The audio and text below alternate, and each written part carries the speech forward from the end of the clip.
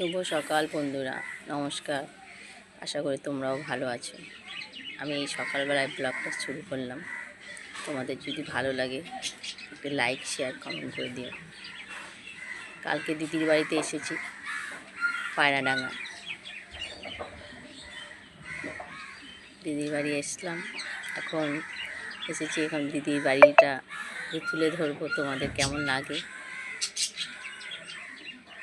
দেখাবো। আমার দিদি কী করছে, দিদির বাড়িটা দেখাবো কেমন লাগছে তোমরা দেখো।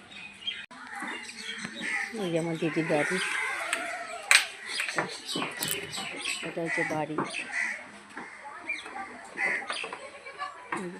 আমার দিদি হচ্ছে ছাগল, সারাদিন এই ছাগল নিয়েই ব্যস্ত থাকে। ছাগল, এই যে আমার দিদি।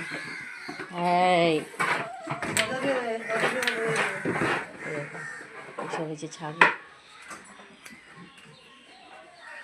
আমার দিদি সারাদিন এই ছাগল নিয়েই ব্যস্ত থাকে।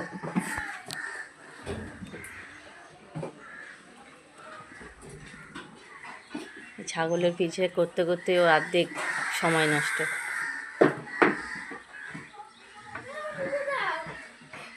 দেখো আমার দিদি ছাগলগুলোকে এত ভালোবাসে, পুরো মায়ের মতন একদম ওদের আদর করে।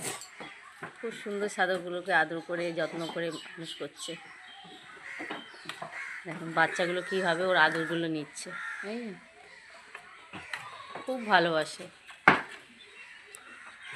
যেমন যত্ন করছে তার তেমনই ফল পাবে।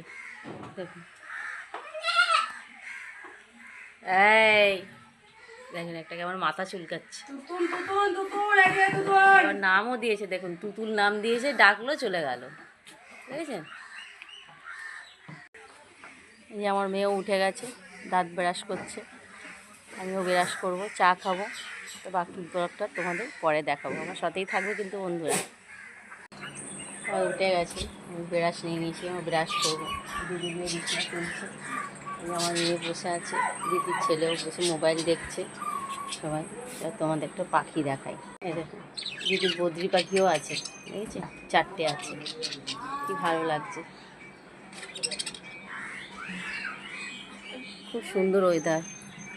আজকেও ভোট গণনাও আছে বন্ধুরা, কি হয় কে জানে, সাথে থেকে যেটুখানি হয় তুলে ধরবো। বন্ধুরা এবার সবাই মিলে চা খাচ্ছে।